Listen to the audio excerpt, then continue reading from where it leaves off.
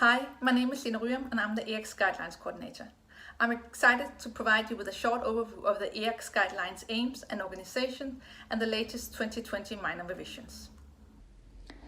The EACS Guidelines aim to provide easy accessible recommendations to everyone involved with the care of people living with HIV. In EACS, we acknowledge that HIV care reaches far beyond that of antiretroviral treatment and provide a multifaceted approach to clinical management. The EACS guidelines are not to be considered as a complete description of all aspects related to HIV management, but rather as a continuously updated overview of the most relevant clinical issues in HIV. The EACS guidelines cover large and geographically diverse areas, and our recommendations aim to reflect the differences in access to care. We hope to achieve these aims for the benefit of all people living with HIV. The content of the EACS guidelines is managed by the Medical Secretariat with the Guidelines Chair and Coordinator, who work in close collaboration with the EACS Secretariat. There are 5 individual panels in EACS who produce the guidelines, each of which consists of a 3-person leadership group with a panel chair, co-chair and young scientist. In addition, the panels consist of HIV clinical expert, external non-HIV experts such as an oncologist, and representatives from HIV community and WAVE. We do formalize guidelines revisions annually, with major revisions every second year and minor revisions in the years in between.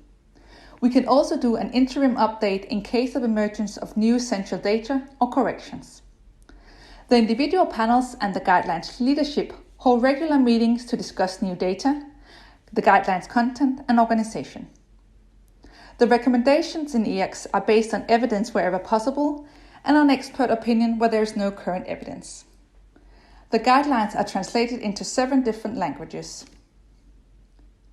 The guidelines are available as a free app and as an interactive web version and as an online PDF. Let's look at the highlights of changes from version 10.0 to version 10.1. Firstly, we added our cross-reference to the joint COVID-19 statement. This was done in appreciation that this statement will be more regularly updated than the guidelines themselves.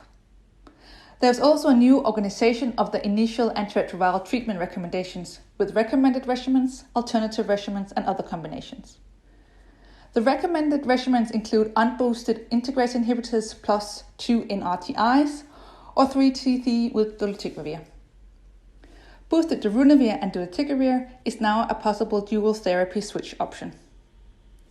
TAF is no longer not recommended in women who become pregnant while on ART, and TAF FTC plus dolutegravir is now a recommended regimen for ART-naive pregnant women.